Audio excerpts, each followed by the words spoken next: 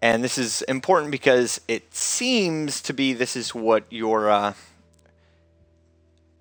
matchmaking should be based off of. Like, it gives you a play style. I'm a ranger. I was at 100% tactical for a while, but you know, caca occurs, so that went down a little bit. We also have this is your ghost profile. You can go to this and look at other people's ghost profile, and like this is my buddy I played with yesterday. His ghost profile shows his character and then his playstyle, where he's, you know, lower on tactical and about the same on stealth kills. You can go to the screen to kind of find that, and I want to talk about a little bit about the multiplayer because I'm sure people are curious about it, and joining versus joined. So if somebody comes into your world and then they're gonna see all of your stuff. If you've unlocked missions, they could, and you do that mission, you select it, then they're gonna automatically get access to that mission. And that's important because if you go all the way out to this page, then you end up seeing like La Plaga. I joined somebody's game at random and they had unlocked that mission, so they decided, so the game decided that I had access to just kill La Plaga without any kind of building up to it. I didn't have to work for it. I still did. I still went through some steps to get there, but so if you are going to go into random matchmaking, understand that it's going to pair you with somebody who's to you in rating. Also, not going to tell you if they're doing side stuff. So be aware of that. If you joins your game, then you can kind of do whatever you want. You get to kind of be the arbiter of where you want to go. But their side missions, will show up for you. And there is a bit of a bug right now where I believe all their side missions will still show up. So like I've 100% completed this area, this area, this area, and this area. But whenever somebody joins my game, it'll get flooded with whatever side missions they haven't done. These rebel support ops. Also a fair amount of trolling. It's not too bad, but most people don't use their mics, so it's hard to tell when somebody's about to troll you or until they blow up or kill an objective that you're supposed to capture. And then you realize, oh, good. Well, these are people I don't want to necessarily play with. The multiplayer, I want to say it works really well, but yesterday when I was playing with the Beast, we had a lot of trouble. We both had to reset our games completely. 30 minutes total to get that rolling. And I forgot to start my timer. So it did take a bit. Show off the skills page. I'm going to start with faction skills. Vehicle drop. At rank 1 you get a pickup truck. It says SUV.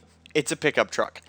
At level 2 you get an armored vehicle, and at level 3 you get a helicopter. And there that came out yesterday, maybe actually yesterday. I'm not actually fair. Free you could the game is show you.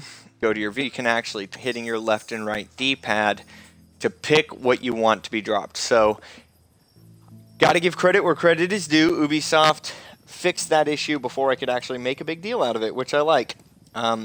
It's a shame that it was released in a state that it didn't work at all. I mean, it worked, but you were stuck with whatever the highest level was. So you could only drive the armored vehicle, which you'll probably get to see at some point. And it's not great. It handles pretty poorly. It's pretty slow compared to other vehicles, and your team can't shoot out of it with the exception of your main gunner. Yeah, I'll show you what it looks like. Let's go ahead and to send over a vehicle for us. Oh, that highlights the other issue. So this is the armored vehicle. kind of dark right now. Waiting for, I think it was just sunset, so it'll be a while for sunrise. So only the guy on the minigun can actually shoot out of the vehicle. Don't get me wrong, it's great for taking down convoys, but if you're trying to catch somebody who's fleeing in any vehicle other than like a semi, you're gonna have difficulty keeping up.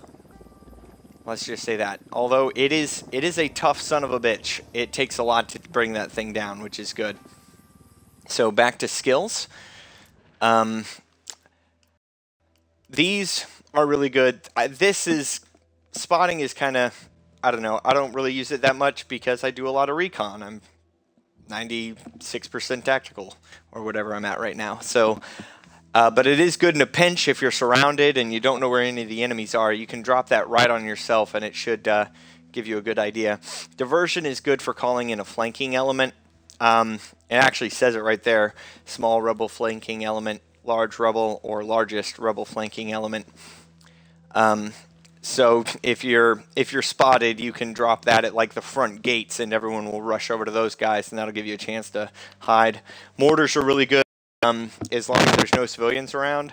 Because if you kill too many civilians or too many rebels, you automatically fail whatever you're doing if it's a mission, and it teleports you to the closest rebel base. And then, of course, all of your character skills. Squad is for all of your allies, like rebels, squad resilience. I maxed aren't garbage. Something I'd recommend you do.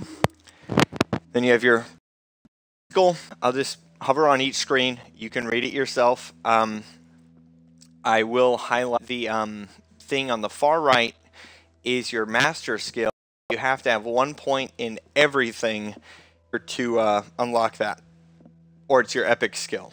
So if I go to it, it actually says rank in all drone skills to unlock. I'm not in a hurry to get that one. I like the quiet. It will make them suspicious if you use it, but it just makes them suspicious. They don't know they're under attack. They know something's going on, and they'll start looking around. But if you're well hidden, it's not an issue. And I just use it to EMP generators because that takes out pretty much everything that relies on power. Goes down, so all the lights, SAM sites, the surface-to-air missile sites seem to have their own power source because I've seen them up and running without a generator nearby. So I want to focus on items because, as you see, I have at least 1 point in everything as I move on to the loadout page. So you can select what kind of firearm you use, what kind of sniper rifle you use, and what kind of handgun you use. And you can choose a different drone type. So I haven't unlocked the other ones because I don't desire them. I don't need them right now. The EMP works fine for me. But all of this stuff, you have to carry at all times. You can't customize this at all. And the only reason that's a problem is because left on the D-pad on the Xbox One is how you change this.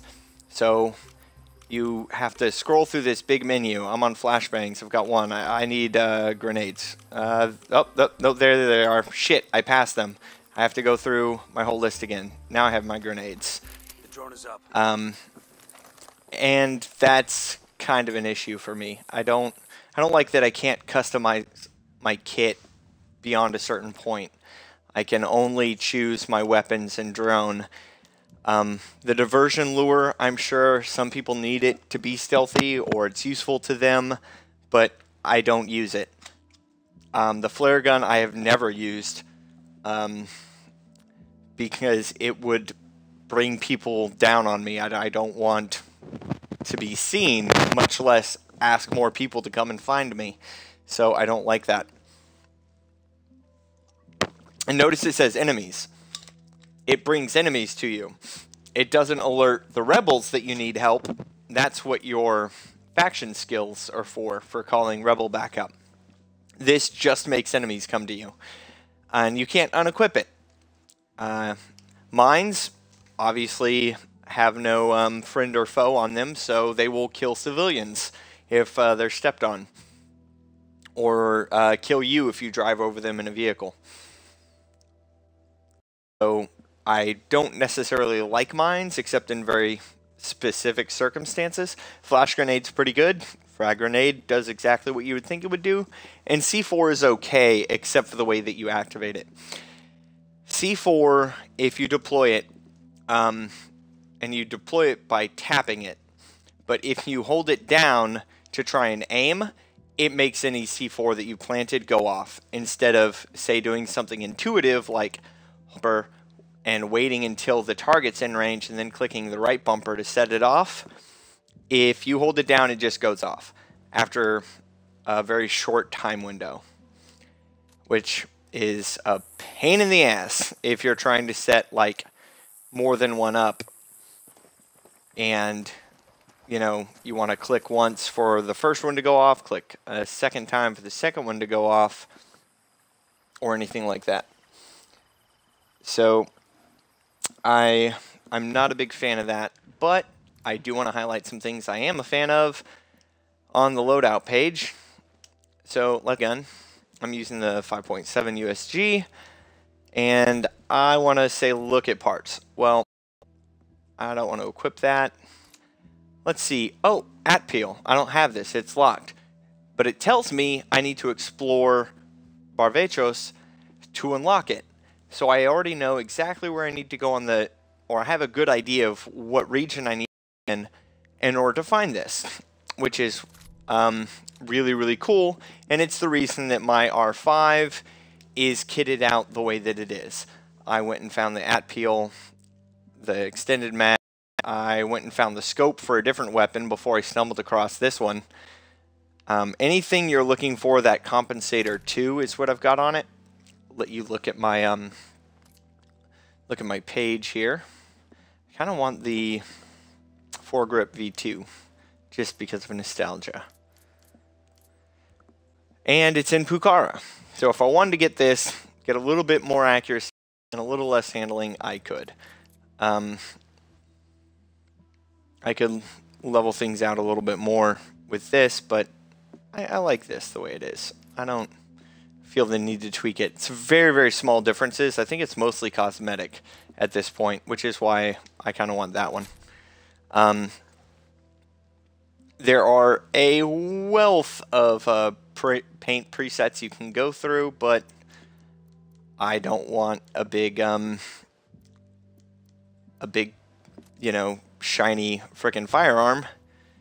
You can also do this if you want, which is cool. Makes it all shiny and new. But I want matte black is the most tactical color, unless you know you're in one steady environment and you want to have like a woodland camo on your sniper rifle.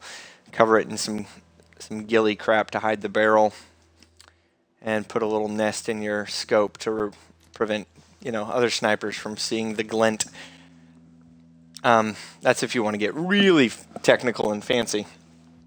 But I do like that. If you know what weapon you want and you know what equipment you want to put on it, you can just make yourself where you want to go and what you want to do, and you will be able to find all that stuff.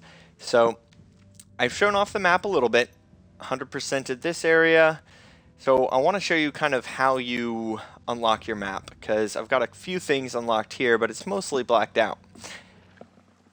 And this is something that I actually really like. It causes a trickling of objectives, in a sense.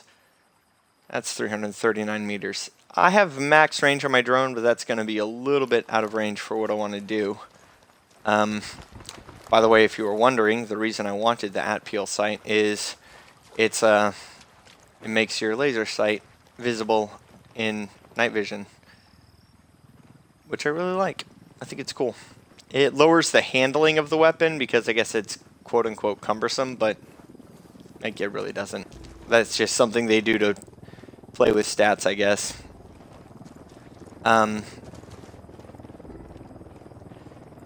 So there is a exclamation point inside of a white circle in this area. And that is somebody, it's either a person who has intelligence, and it could be a rebel who you just need to talk to, or it could be a bad guy you need to and intimidate or interrogate. Okay. And they will give you access to information about the region. Actually, it looks like he's over here. Or it's an info dump. Nope, it is in fact a person, and it's a rebel lieutenant. So I can just go and talk to that person. I don't have to do anything fancy. You are all alone. Oh my god, I missed on my stream. Oh, it's terrible. Everyone will be so disappointed in me. So I'm hunted because they haven't seen me. Let's go ahead and... Watch your step. These guys know something's up. Usually it is a smart thing to do to Fire. Got it. to mark somebody that you are about to shoot at with a sync shot, because then if you miss, your teammates will take them down pretty immediately. Not a bad thing to do. So this causes kind of like... Hola, amigo. Oh, hey, buddy. You hear anything about the cartel around here? Where they are at? Gracias. It's not every day you get to hijack a supply chopper and hand it over to the rebels. Nice. So this causes kind of a trickling of objectives that I'm really a fan of. And once, in some form or another, probably grabbed a bad guy. And it gives you this access to the skill points, which would have been up on the D-pad. Then you get access to accessory cases, and which are denoted by this gear under a handgun or sidearm, if you prefer.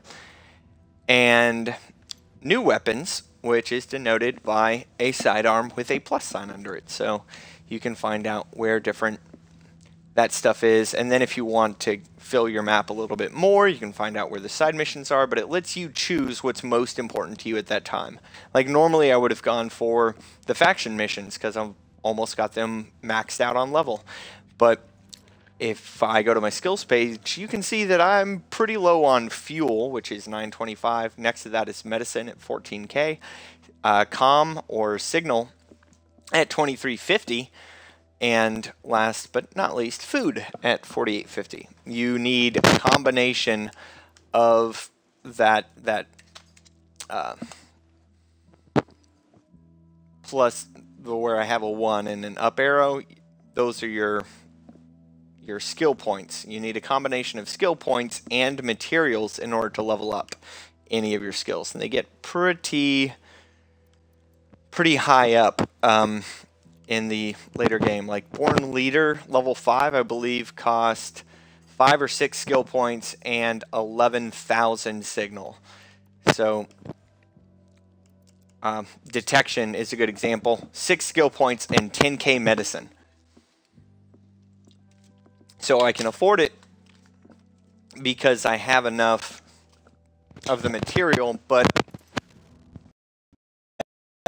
it's going to leave me pretty short. And scale is something I want to talk about. This is a huge map, and there's something to be said for the draw distance. And if you've watched anybody else's videos on this, I'm sure you will have heard them say the same thing. And a lack of load times. Unless you die, like all the way, you're wiped out, or you killed too many civilians and you get teleported to one of these rebel bases, or you fast travel, there's no loading. And the load times on Xbox One are pretty good. It doesn't feel punitive. You know, everything comes up pretty quick, and then you can jump right back into it, have another go. So I feel like, as I told DeBeast yesterday, it's something we kind of take for granted now, because developers have gotten so good at either disguising load times or keeping them to a minimum in a lot of games, that traveling great distances, especially fairly quickly by helicopter, doesn't incur loads or any kind of disruption to the experience from that perspective. The vehicles all handle very differently, and I do definitely like that. It's I'm going to set an objective. Oh, here we go. Let's go steal some food for the Rebel Alliance. The different sizes of helicopters handle a little bit differently. The different types of vehicles handle pretty differently. And they all kind of feel good, except for the armored personnel carrier. The APC, it just feels... it is a bitch to drive. It's sluggish and not very maneuverable. But that's appropriate for, you know, the assumed tonnage of a vehicle like that. So it's not necessarily a negative. It handles very differently than some of the other vehicles. It doesn't feel janky. There's a fair amount of jank in this game. A lot of it's visual. Like on a partly cloudy day, if you look at the sky, it is atrocious. Oh, shit. Oh, that's too close. I'm going to get myself in trouble. Are there no bad guys there? We do have a fair high amount of rebel presence. Oh, there's definitely bad guys there. Maybe it's because I killed the lights on the helicopter. You can turn those off. If you're using NVGs, you need that spotlight on. There's a limited number of things to do that you kind of do on repeat. Gotta find the lieutenant. There he is. That's the guy that'll get in the helicopter and take off with it if you, Standing by. Eyes on the target. Ooh. Ready to engage. That's gonna be my target. If you alert them, that lieutenant's gonna go. So it's beneficial. There we go. All clear. It's beneficial to take him out first. Oh. Uni dead. They are the devil. The AI, as far as jank is concerned, is pretty inconsistent. I said this in yesterday's video, and I'll say it again. It just feels really inconsistent. Sometimes they will decide as soon as you take fire that, hey, they need to help defend you. They're gonna take care of the enemy and be really aggro about it. And sometimes they're just like, dude, you got shot, bro. That sucks. Water is another thing that looks janky, by the way. Sometimes just like all the texture resolution will just water at black, all the coloration just leaves it, and sometimes it looks like this, and that's not bad. Like visually, looks pretty good.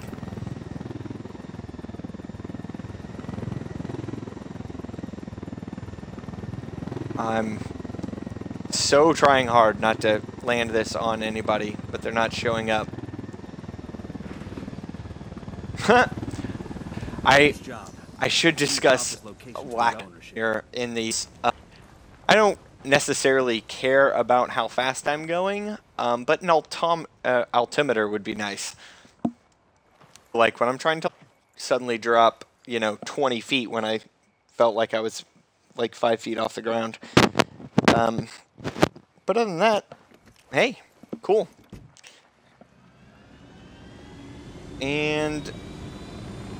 I am over time. I'm going to stop it right here just because I do want to show a bunch of stuff I'll talk about too far into it. And that I've gotten almost all of it. Gameplay is coming up next. Infrasystems and how it affects narrative versus how it affects story is coming up in the next video. And we'll show off a lot of the gameplay, or a lot more of the gameplay. And that one, please hit the button, hit a subscribe button if you like this video. If you've gotten this far, and I'll rant with you next time.